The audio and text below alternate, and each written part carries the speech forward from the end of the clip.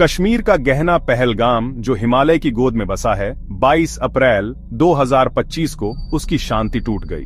नकाबपोश बंदूकधारियों ने घाटी में घुसकर हिंसा का तांडव मचाया। उन्होंने मासूम पर्यटकों को निशाना बनाया। उनकी हंसी खुशी मौत के साये में दब गई। उस दिन 25 जानें चली गईं, उनके सपने धूल में मिल गए। एक स्थानीय घोड़े वाला जो उसी मिट्टी का लाल था, वो भी आतंकियों की गोलियों का शिकार हो गया। रहस्य में घिरे एक गुप्त समूह कश्मीर रेजिस्टेंस ने इस नरसंहार की जिम्मेदारी ली। हालांकि इस दावे का कोई ठोस सबूत नहीं था। भारतीय खुफिया एजेंसियों ने पाकिस्तान स्थित आतंकी संगठनों पर उंगली उठाई, जिसमें लश्कर ए तैयबा, जो अपनी हिंसा के इतिहास के लिए कुख्यात है, मुख्य संदिग्ध के रूप में उभरा। इस हमले ने पूरे भारत को झकझोर कर रख दिया। देश इस कृत्य की क्रूरता और निर्लज्जता से स्तब्ध था। भारत की प्रतिक्रिया तेज और दृढ़ थी। एक घायल लेकिन अडिग राष्ट्र। सशस्त्र बलों को पूरी ऑपरेशनल फ्रीडम दी गई, एक स्पष्ट संकेत कि अपराधियों का शिकार किया जाएगा और उन्हें न्याय के कटघरे में लाया जाएगा। पूरे कश्मीर में आतंकवाद विरोधी अभियान तेज कर दिए गए। जिस आतंक ने अपना सिर उठाने की हिम्मत की, उसे जड़ से उखाड़ फेंकने के लिए कूटनीतिक मोर्चे पर भारत ने बिना समय गंवाए पाकिस्तान पर उंगली उठाई। इस्लामाबाद पर आतंकवादियों को सहायता देने का आरोप लगाया गया, जिसे पाकिस्तान ने सिरे से खारिज कर दिया। दोनों परमाणु संपन्न पड़ोसियों के बीच पहले से ही तनावपूर्ण रिश्तों में और भी ठंडक आ गई। राजनयिक संबंधों को कमतर कर दिया गया।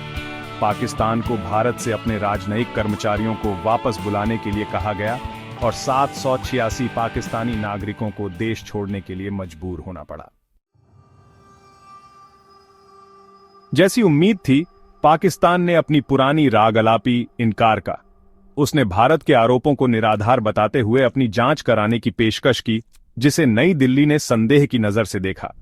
हालांकि बेगुनाही के दिखावे के पीछे बेचैनी के संकेत थे। पाकिस्तानी सेना को हाई अलर्ट पर रखा गया और नियंत्रण रेखा, जो कश्मीर को विभाजित करती है, पर युद्ध विराम उल्लंघन चरम पर पहुंच गया। आग में घी डालते हुए पाकिस्तान ने दावा किया कि भारत 36 घंटों के भीतर जवाबी हमले की योजना बना रहा है। इस आरोप ने तनाव को और बढ़ा दिया। दोनों देशों को संघर्ष के कगार पर धकेल दिया।